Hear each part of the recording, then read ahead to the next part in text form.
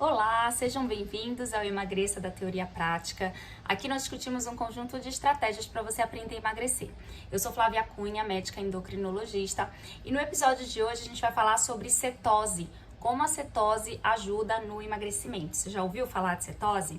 A gente vai conversar um pouquinho sobre isso hoje.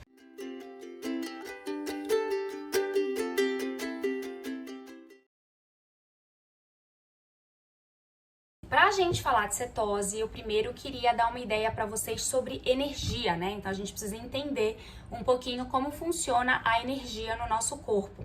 Então assim, para tudo o que a gente faz, tudo que a gente vai fazer, coisas básicas, né? A nossa respiração, o nosso coração para bater, o nosso estômago para funcionar, o nosso intestino para funcionar, todos os órgãos, eles precisam de energia. A gente está o tempo inteiro utilizando energia, né? E aí, assim, da mesma forma que existem vários tipos de energia no mundo, né? Vamos dizer, então existe energia elétrica, existe energia hidráulica, existe energia eólica, a gente também utiliza mais de uma fonte de energia. A gente não tem apenas uma fonte de energia. Eu vou explicar quais são elas. Então eu queria assim que você imaginasse o nosso organismo como, sei lá, uma geladeira, né? Uma geladeira, ela fica ligada o tempo inteiro na tomada, né? Então ela utiliza, por exemplo, energia elétrica, ela fica ali ligada na tomada e ela fica funcionando o tempo inteiro, mesmo quando ela não está sendo utilizada. Por exemplo, de madrugada, que você está dormindo, ela passa a noite inteira fechada, ela tá ali usando energia para poder manter os alimentos ali dentro, né? Se ela não tem energia, os alimentos estragam. Então, faça essa analogia aí do nosso corpo com a geladeira para você entender que a gente está o tempo inteiro utilizando energia, mesmo quando a gente está dormindo. Por exemplo, né? Por mais que a gente não esteja em atividade, mas assim, o nosso corpo está em atividade. Então, mesmo dormindo, por mais que todas as nossas atividades, o nosso metabolismo diminua durante o período do sono, em especial durante o período noturno, a gente está usando energia, né? Da mesma forma, a gente continua usando energia. E aí, assim, como eu comentei, a gente tem algumas fontes energéticas, então basicamente a nossa fonte de energia vem dos alimentos e a gente divide isso em carboidrato, proteína e gordura, né? São as nossas principais fontes de energia, os nossos principais grupos energéticos, vamos dizer assim.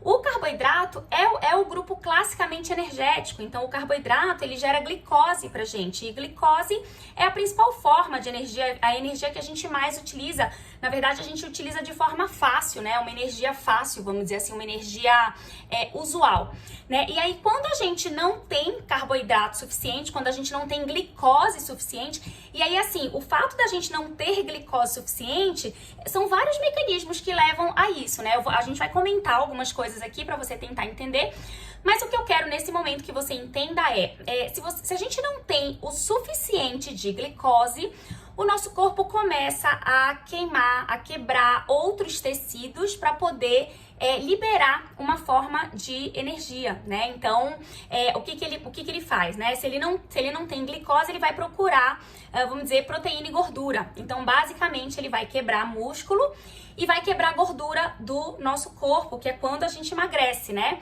Só que aí a gente tem duas situações. Quebrar músculo não é uma coisa muito legal, né? Porque quando a gente começa a quebrar músculo, a gente começa a ficar fraco, a gente começa a ficar atrofiado. Então, na verdade, a gente tem que fugir dessa quebra do músculo e a gente tem que buscar a quebra da gordura, que é o que a gente quer de fato, né? A gente quer perder gordura, a gente quer emagrecer às custas de uma quebra, de uma queima de gordura. Então, é mais ou menos disso que a gente vai falar hoje, tá? Então, vamos lá. Uma coisa importante, né, que eu comentei rapidamente, mas eu queria frisar. A glicose, ela é a forma usual, né, da gente utilizar energia, mas assim, não quer dizer que ela seja a única forma ou a única forma efetiva, né? E é aí exatamente que entra o que a gente conhece como cetose, né? Então, quando a gente quebra, por exemplo, a gordura, a gente pode gerar um estado de cetose, né? E parece que essa forma energética, né, através dos corpos cetônicos, parece que é uma uma forma muito efetiva. É uma forma muito boa, inclusive para a saúde do cérebro e para a saúde do coração, para a saúde cardiovascular. Então parece uma forma muito interessante. Então não fique com a ideia de que a glicose, né, por ser a mais usual, de que é a mais segura ou é a melhor, porque na verdade a gente tem que quebrar um pouquinho isso. Não é exatamente assim que funciona, certo? Vamos lá. É como se o nosso organismo fosse um carro flex, né? Então a gente está acostumado a usar, por exemplo, a gasolina, então nessa analogia seria a glicose, né? Mas não quer dizer que na falta da gasolina ele não possa funcionar muito bem com álcool. Então é a mesma coisa, né? A gente está acostumado a usar a glicose. Por que a gente está acostumado a usar a glicose? Porque a nossa dieta basicamente é carboidrato, né? A nossa dieta, a gente come muito carboidrato, então a gente otimiza esse uso da glicose, né, através do carboidrato. Mas não fique na cabeça de que é a única forma ou de que é a única forma efetiva. É justamente isso que eu quero quebrar hoje aqui com você, tá certo? Então vamos lá. Então decora isso, assim, entende isso. A cetose vem do uso dessa gordura, né, que é quebrada para gerar energia, e colocar o meu corpo em cetose me ajuda a emagrecer, tá? Então eu quero que neste momento você entenda essas duas coisas. E digo mais, ainda acrescento uma informação importante. Mesmo que você não chegue no estado de cetose, porque eu vou mostrar aqui que não é tão simples chegar, mas mesmo que você não chegue de fato no estado de cetose, se você busca um estado próximo da cetose, isso já é muito efetivo para o emagrecimento, tá? Então, assim, claro que eu quis falar da cetose como o estado mais extremo, né, desse uso da gordura, mas não quer dizer que só com a cetose você emagreça, tá? Então, eu vou falar aqui de cetose, mas entenda que mesmo que você não chegue lá no estado da cetose, mas você chegue perto disso, você já vai ter benefícios muito interessantes para o seu emagrecimento, certo? Muito bem. Então, assim, o que acontece? Quando você come, quando você tá o tempo inteiro oferecendo pro seu organismo comida, em especial quando essa comida é fonte de carboidrato, ou seja, o carboidrato que libera diretamente a glicose, você não permite que o seu organismo entre em cetose. Na verdade, você impede que ele entre em cetose, né? Além disso, o que acontece? Quando você tá dando carboidrato toda hora, todo momento, todo tipo de comida que você come tem mais carboidrato do que o resto dos outros nutrientes, dos outros macronutrientes, o seu organismo, primeiro assim, que ele começa, né, numas flutuações de glicose e insulina, e isso faz com que isso facilita, né, a sensação de fome toda hora. Então, se eu tenho, né, vamos lá, vamos imaginar, eu comi um pãozinho, né, esse pãozinho, ele vai durar mais ou menos 1 hora e meia no meu organismo. O que vai acontecer? Quando eu como o pão, a minha glicose sobe, em resposta, a minha insulina também sobe, e aí, quando a insulina sobe, ela faz a glicose cair. E aí, essa queda, aparentemente, é rápida. O organismo, na verdade, sente muito isso, e essa sensação vem na forma de fome, né? Então, depois de comer um pão puro, um pão sem nada de proteína, vamos imaginar assim, ou até com um pouquinho, vamos dizer assim, um pão com manteiga, né? Que aí a manteiga é um pouquinho de gordura, a gordura até ajuda um pouquinho na saciedade, mas aparentemente não é tão efetiva quanto a proteína. Então, imagina um carboidrato puro, um pedacinho de bolo, por exemplo, né? Que é basicamente só carboidrato. Então, em 1 hora e meia, você pode ter novamente aquela sensação de fome. E aí, o seu organismo, ele fica o tempo inteiro dependente de comida, ele fica buscando comida toda hora. Eu não sei se você se reconhece nessas situações, mas tem muita gente que precisa levar um lanchinho na bolsa, ou então precisa estar sempre, né, sempre de olho em onde que vai comer, né? Precisa ter um dinheiro guardado para fazer um lanche, porque o organismo não está preparado para ficar, por exemplo, uma tarde inteira ou uma manhã inteira sem comer. Então, se você é assim, se você se reconhece nessas situações, significa que o seu organismo provavelmente está muito acostumado a queimar só glicose, né? Ele queima só glicose, ele não está adaptado para queimar outras fontes, para receber, na verdade, outras fontes de energia.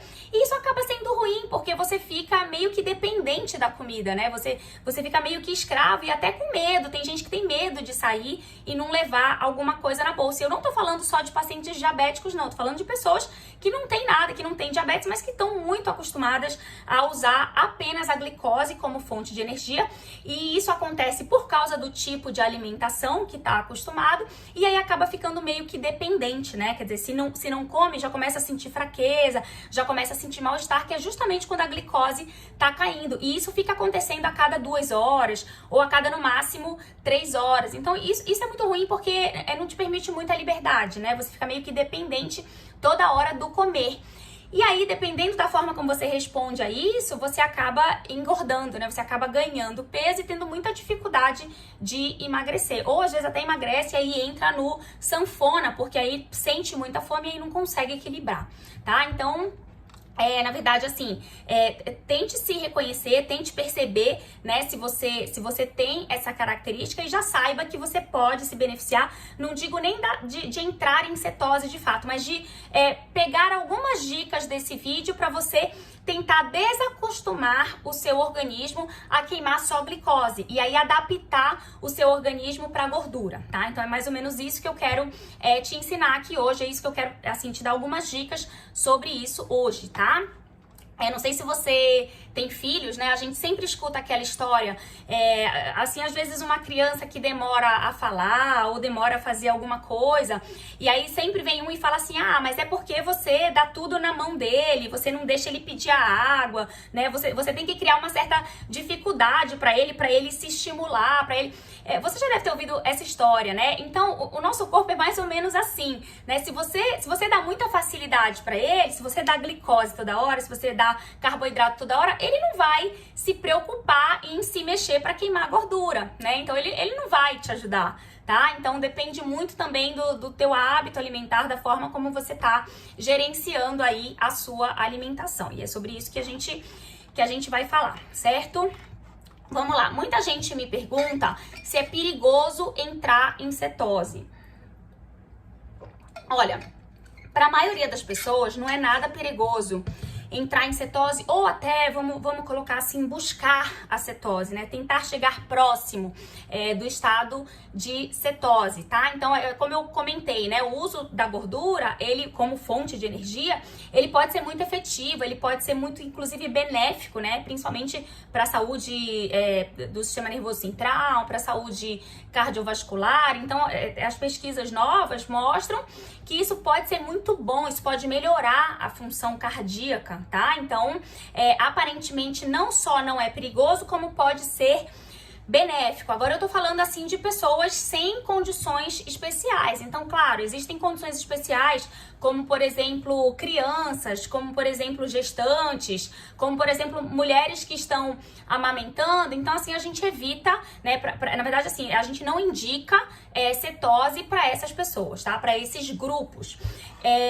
Isso não quer dizer também, né? Por outro lado, não quer dizer que as crianças e as gestantes e as lactantes, vamos dizer assim, precisem se entupir de carboidrato, né? Então elas podem tentar um meio termo, vamos colocar assim, uma dieta meio termo. Elas não precisam fazer dieta cetogênica ou entrar em cetose necessariamente, mas elas também não precisam se entupir de carboidrato. Então a gente precisa criar, né? A gente precisa colocar ali num meio termo, tá? Talvez eu diria até que uma low carb moderada, né? Assim, é difícil a gente falar isso, porque as pessoas falam, nossa, low carb pra gestante, low carb. Assim, na verdade, assim, o que a gente precisa entender é que para essas pessoas, a gente precisa priorizar comida de verdade e a gente tem que dar um aporte proteico mínimo, porque senão essas pessoas, né, as gestantes, as lactantes, principalmente as lactantes, por exemplo, que precisam emagrecer depois da gestação, porque geralmente a gente ganha, né, bastante peso na gestação. Então, principalmente para essas mulheres, a gente precisa dar alimentos que consigam saciar, né, além de nutrir, saciar. Então é aquela história da comida de verdade, né? De você priorizar alimentos proteicos para dar saciedade, alimentos com fibras, os vegetais, os legumes, diminuir os carboidratos simples. Então vai entrar sempre naquele beabá, né? Que funciona para todo mundo, inclusive para as crianças. É uma coisa que eu uso muito aqui em casa com a minha filha e eu indico, né? né, para toda mãe que me procura e que quer conversar sobre a alimentação do filho, é assim, tá? Então não tem muito mistério, agora tem algumas coisinhas que tem que priorizar. Mas o que eu quero que você entenda nesse vídeo é que gestantes, crianças, lactantes, a gente vai evitar a cetose, tá? A gente não vai, na verdade, indicar a cetose, mas a gente também não vai entupir essas pessoas de carboidrato. Diabéticos, né, são um grupo especial, é muito discutível, né, a cetose para o diabético, mas assim, existem vários estudos mostrando que a cetose pode ser muito interessante para o grupo diabético, inclusive para diminuir glicose, inclusive para melhorar a hemoglobina glicada, controle glicêmico em geral do paciente e inclusive para diminuir o uso de medicação, né, então tem casos relatados em que o paciente usava insulina e aí entrou num processo de cetose, né, low carb, depois cetose por alguns períodos e conseguiu de repente sair da insulina ou conseguiu diminuir muito os medicamentos que usava, enfim. Então parece haver benefícios, inclusive por emagrecimento de forma saudável desse grupo de pacientes diabéticos. Mas é um grupo especial que precisa obrigatoriamente ser acompanhado. Claro que o ideal, né, é que todo mundo que se proponha a entrar em cetose, a experimentar a cetose, é óbvio que o ideal é um acompanhamento com um profissional de saúde, ou um médico, ou um nutricionista, é óbvio, né, isso seria o ideal. Agora, assim, o paciente diabético é um grupo que, assim, obrigatoriamente tem que ter esse acompanhamento. É muito perigoso fazer testes, né, o diabético começar a testar algumas coisas sem ter um acompanhamento próximo. Por quê?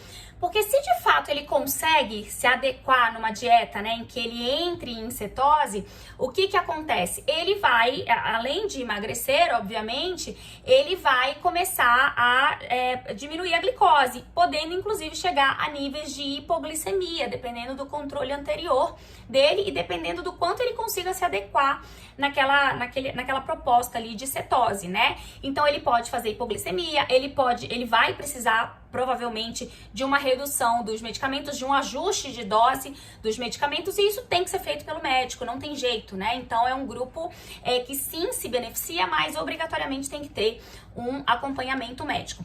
Outra coisa que eu anotei aqui que é importante também, a gente não pode esquecer de discutir, é a diferença da cetose para cetoacidose. Então, cetoacidose é uma condição grave, é totalmente diferente, tá, da cetose, é uma condição grave em que o pH, o nosso sangue, vamos dizer assim, ele fica ácido, o pH cai, então o pH sanguíneo, ele fica ácido por uma condição de gravidade. Isso acontece geralmente, a cetoacidose especificamente, acontece geralmente em pacientes que têm muito pouca insulina ou que não têm quase nada ou absolutamente nada de insulina, que é o grupo dos diabéticos, em especial o diabético tipo 1. O diabético tipo 2 também pode entrar em cetoacidose, não é o mais comum é que o tipo 1 entre, justamente porque o tipo 1 tem em tese, uma ausência completa de insulina, então o diabético tipo 1 é mais frequente de entrar em cetoacidose, em casos, né, é uma complicação aguda, na verdade,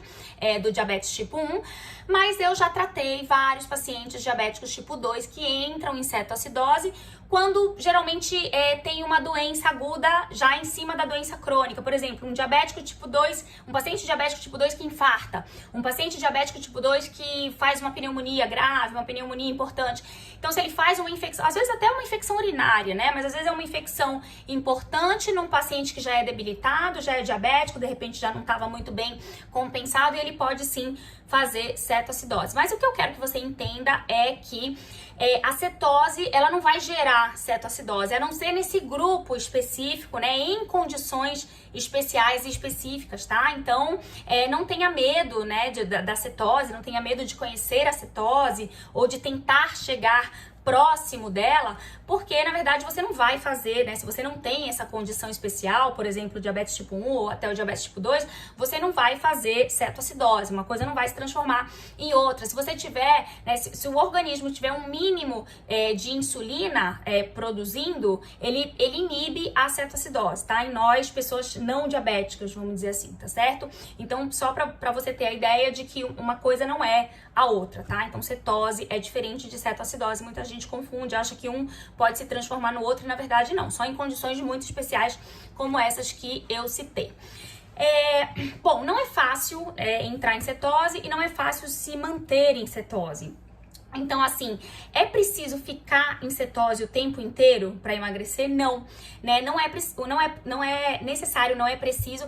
Na verdade, assim, até a experiência que a gente tem, né, com os pacientes que fazem, né, dieta cetogênica ou entram em cetose por algum motivo, dentro ali de processos de emagrecimento, parece até que é mais interessante você fazer períodos de cetose, tá? Até porque, como eu falei, não é fácil ficar, né? Não é fácil permanecer em cetose. Então, até pro emagrecimento, aparentemente, isso é uma coisa muito de prática, tá? Então, aparentemente, é mais interessante você fazer um período de cetose, aí, de repente, o paciente sai da cetose, aí um período depois ele, de repente, quando ele tá entrando ali num platô, quando ele tá tendendo a estabilizar o peso, você pode, de repente, fazer novamente um período de cetose, tá?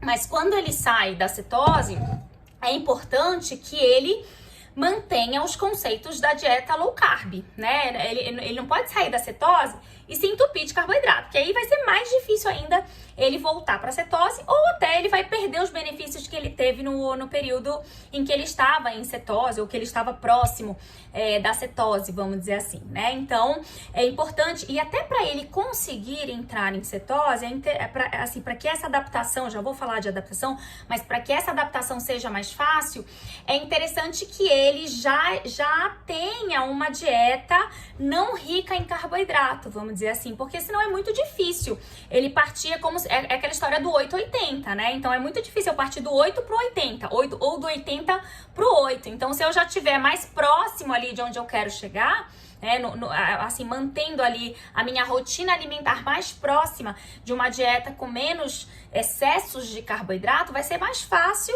eu dar uma diminuidinha ainda mais para poder, de repente, entrar na cetose, tá? Bom, vamos lá.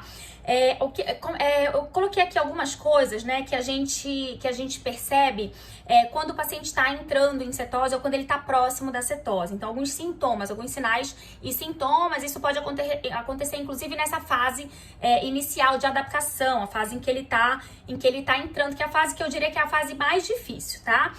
Então, primeira coisa, a halitose, ele pode sentir, né, um hálito forte, um hálito descrito como um hálito de maçã podre, ou então um cheiro de acetona, que é justamente por causa da produção dos corpos cetônicos, e aí pode ser um hálito um pouco desagradável.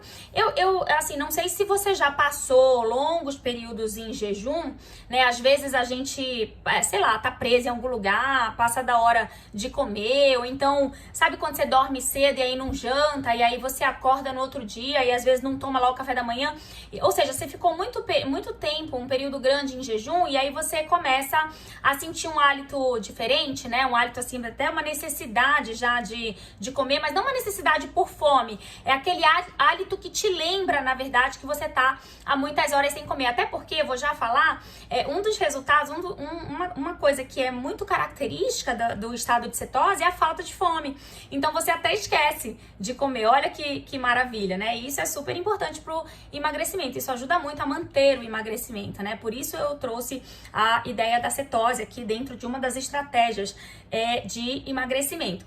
Mas o fato o que eu quero que você entenda é que aquele hálito esquisito, né? Ele é um sinal que acontece às vezes quando a gente tá há muito tempo sem comer, e aí de repente, se você já sentiu, você já pode até ter entrado em cetose, né? Sem saber, sem medir, sem dosar e tal. E na prática a gente, claro, tem como dosar, né? Mas na prática a gente, né, acaba não dosando, desde que você tenha um resultado positivo. Se você tá tendo resultados de emagrecimento, tá bem adaptado com a dieta, não precisa você ficar dosando toda hora se você tá em cetose ou não, tá? A não sei que você esteja fazendo uma dieta especificamente cetogênica, aí de repente é interessante você dosar. E tem o que chamam de cetose terapêutica, também tem algumas indicações terapêuticas da cetose, né? Então, para algumas doenças neurodegenerativas, né, que parece que melhoram com a cetose. Parece não, né? Já tem evidência disso.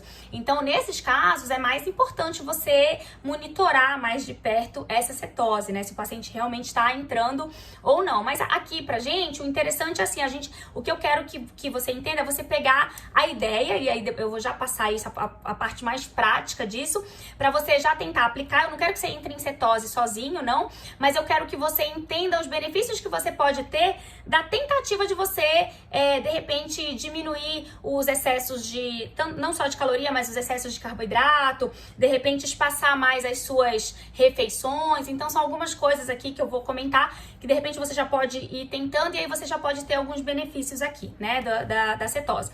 Então o hálito é uma coisa que você vai perceber.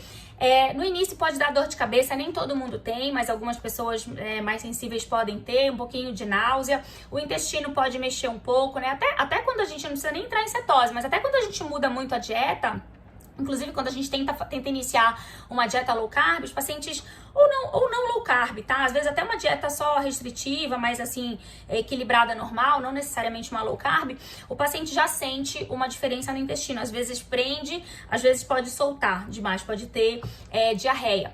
Aumento da diurese, aumento da vontade de urinar, então o paciente urina muito. Isso é bem interessante, porque na verdade, assim, quando o paciente está entrando em cetose, né, ou ele está caminhando para a cetose, vamos dizer assim, ele tem uma estabilização dos níveis de insulina, como eu comentei, ele não tem aqueles picos toda hora, né, de glicose e insulina. Então, quando eu tenho uma estabilização desse nível de insulina, eu tenho uma tendência a começar a desinchar, né, porque a insulina, ela faz retenção hídrica, né, ela faz o rim puxar água e sódio. Então, quando eu não tenho esses picos, né, de insulina, quando eu não tenho resistência insulínica, ou quando eu melhoro a resistência insulínica, e a cetose melhora muito a resistência insulínica, então eu começo a desinchar, né? Então, o paciente, ele vai perdendo líquido, ele vai desinchando mesmo. Inclusive, ele perde muito peso no início, muito mais por essa perda de excesso, né, de edema, de inchaço, do que, de fato, por emagrecimento, né? Acontecem os dois, acontece a diminuição de gordura e acontece a diminuição desse excesso de água. Então, na verdade, os dois contribuem aí para a diminuição dos números na balança, né? Mas é um negócio bem interessante, que o paciente urina bem, porque tá liberando ali o excesso de líquido, o excesso de água. Diminuição da fome, né, que eu comentei. Então, assim, é bem interessante porque te ajuda a manter o emagrecimento. Porque uma coisa é você emagrecer e a tua fome aumentar, né? Você emagrece, a fome aumenta, é muito difícil você manter o emagrecimento. Você vai acabar comendo um pouquinho mais e vai acabar voltando a engordar. Às vezes tudo, às vezes não tudo, mas tem um reganho que atrapalha ali o seu objetivo. E aqui não, aqui você tem realmente uma supressão do apetite, uma supressão da fome, né? Eu já entrei em cetose, eu sei como é.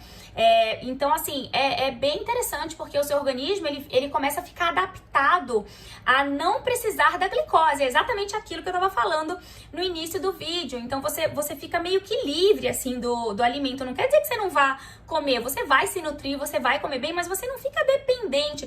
Você tem um pouco mais de liberdade, você aguenta mais tempo sem precisar comer, né? A tua fome começa a espaçar um pouquinho mais. Isso é bem interessante. Estabilização dos níveis de insulina, já comentei, e isso ajuda muito também na redução da compulsão, né? Às vezes, compulsão por alimentos específicos, então é isso que eu comentei. Você consegue equilibrar melhor a sua fome, o seu apetite, você não tem, né, tanta compulsão. Tem gente que era muito compulsiva e resolve, assim, né? É incrível, assim, resolve muito a característica compulsiva, impulsiva de buscar comida, resolve muito quando, ou não necessariamente entra em cetose, mas quando chega próximo, né, de uma cetose, de um estado de cetose. Então isso até contribui, né, para manter maiores períodos de jejum, o que contribui também para manter a cetose. Então é uma coisa que vai ajudando a outra, né? E aparentemente tem uma ação anti-inflamatória no organismo. Claro, né? Você diminuiu a insulina, diminuiu a resistência insulínica, melhorou excesso de líquido, né? Desinchou. Você tem ali claramente uma redução, uma ação anti-inflamatória no organismo, certo? Bom, vamos lá, agora vamos meio que pra prática, né? Como é que eu coloco o meu corpo em cetose? Então, assim, não é só a dieta cetogênica que faz o corpo entrar em cetose, tá? Então, a dieta cetogênica ficou muito famosa aí, né? Muito falada, mas não é só a dieta cetogênica que faz entrar em cetose. Então, se você faz jejum, você pode entrar em cetose simplesmente pelo jejum.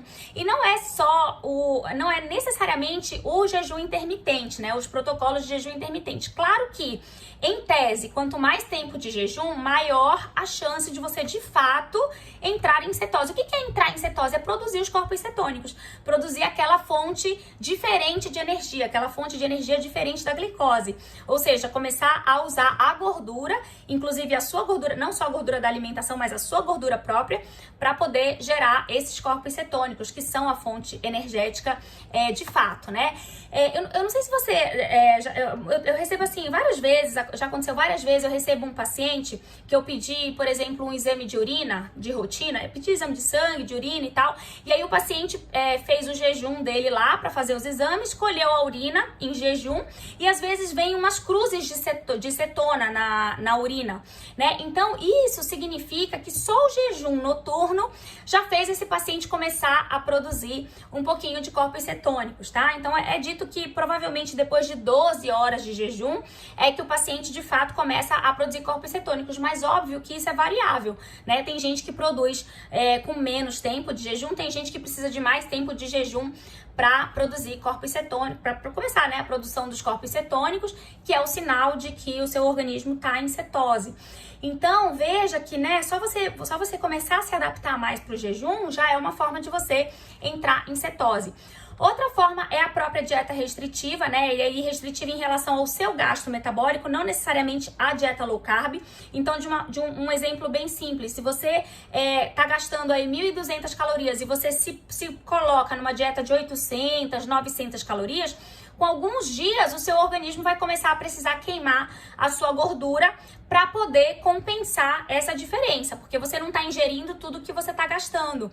Então, a própria restrição, ela faz você entrar em cetose, né? Ela faz o seu organismo produzir, queimar a gordura para poder produzir uma outra fonte de energia, porque você não está dando isso na forma de alimento. Só que dependendo de como você organiza essa dieta que você está fazendo de 800, 900 calorias, em pouco tempo você pode não aguentar manter essa dieta. Ou seja, se é uma dieta de 800, 900 calorias, ou seja, é uma dieta, você está fazendo um balanço energético negativo, mas você está comendo muito carboidrato dentro dessa sua dieta, é muito provável que você não tolere essa dieta por muito tempo. Então, isso não é duradouro, vamos dizer assim. E aí, por mais que você entre em cetose, uma hora o teu organismo não vai aguentar, porque ele vai ainda tá dependendo, né, da glicose, ele vai estar adaptado para queimar glicose e não gordura.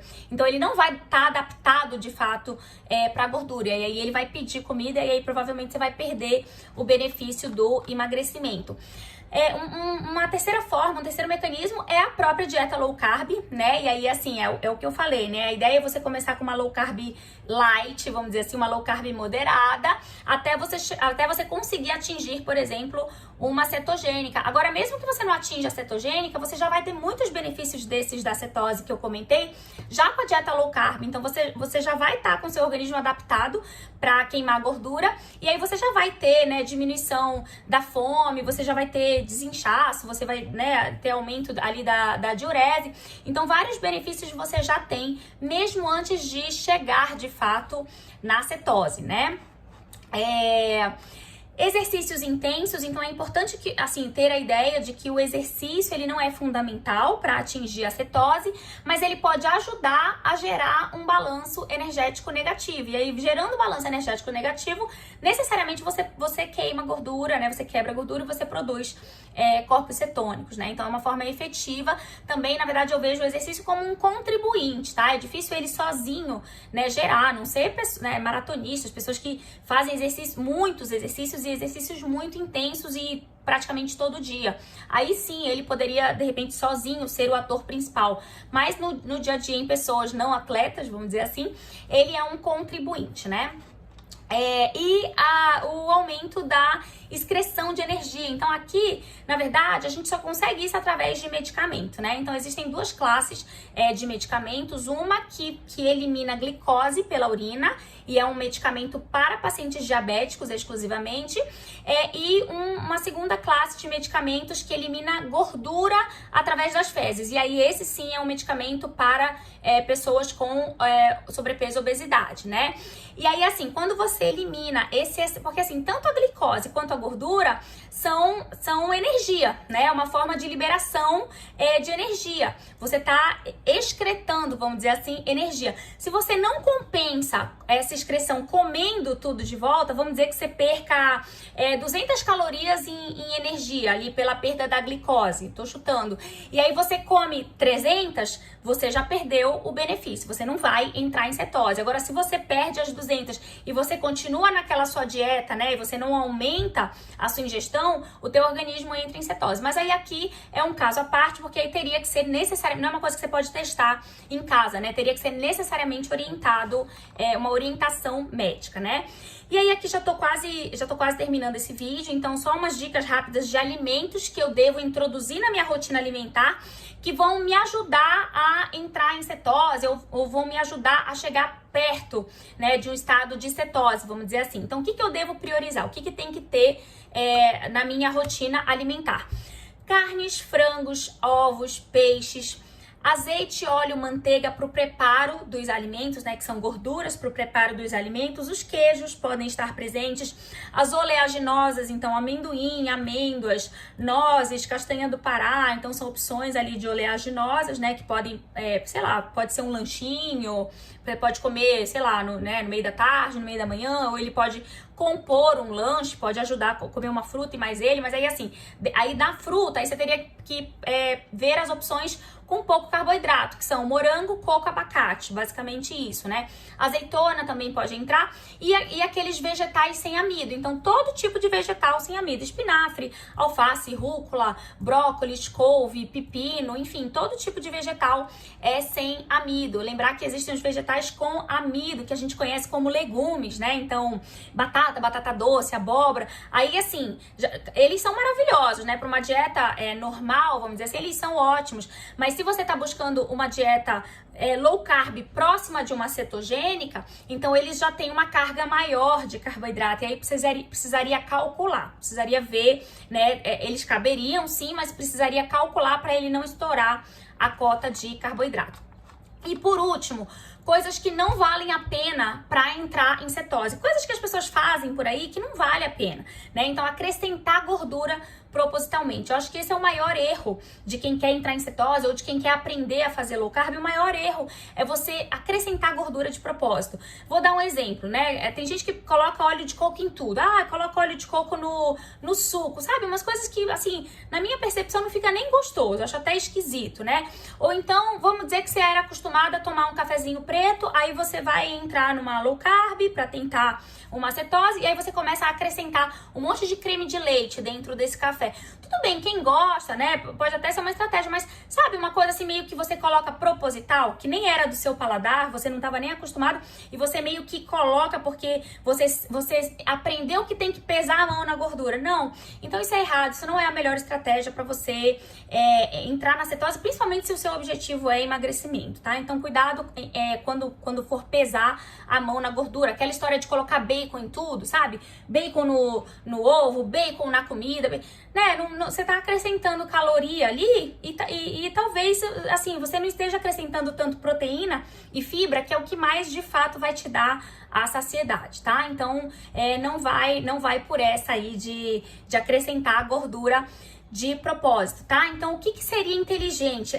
Na verdade, é a história de você trocar carboidrato por proteína sempre que possível. Não é em toda a refeição, obviamente, porque um pouco de carboidrato é importante, óbvio.